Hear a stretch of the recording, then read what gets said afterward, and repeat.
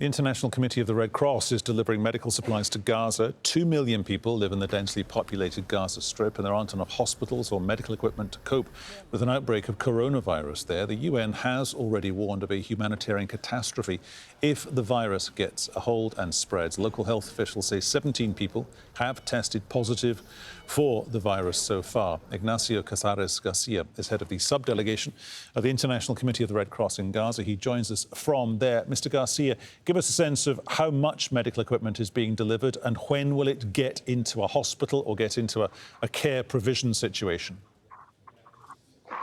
Well, good afternoon. The health system in Gaza is strained to its limits.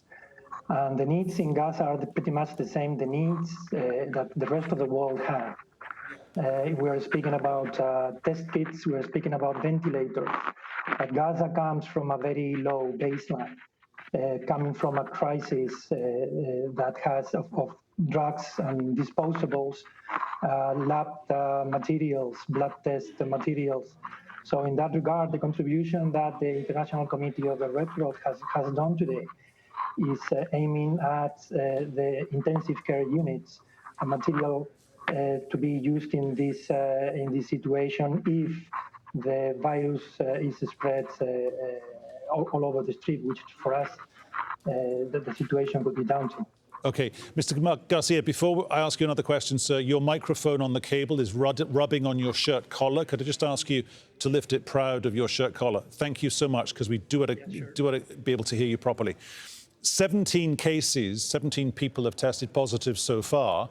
That seems like a very, very low number. Is it your sense that number is either actually higher than that or will increase in the coming weeks and months to come?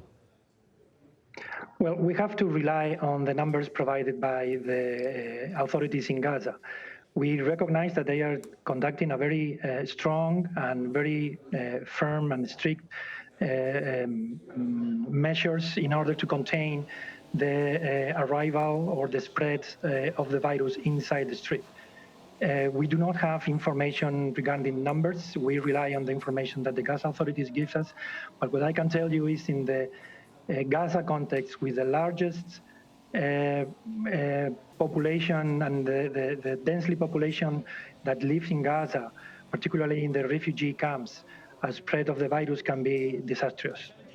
What about social distancing? That's the big thing now, isn't it? At least 2 meters, perhaps more than that, according to some of the experts that we've been talking to here on Al Jazeera. Is it easy? Is it even possible to make that happen when people are living in that kind of situation?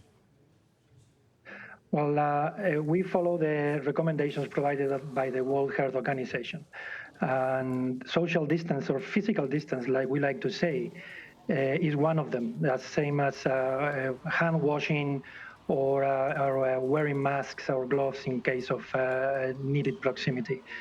In the case of Gaza, as I mentioned, the densely populated areas, particularly in refugee camps, but also in the rest of the Strip, makes it difficult. As you know, Ramadan is coming.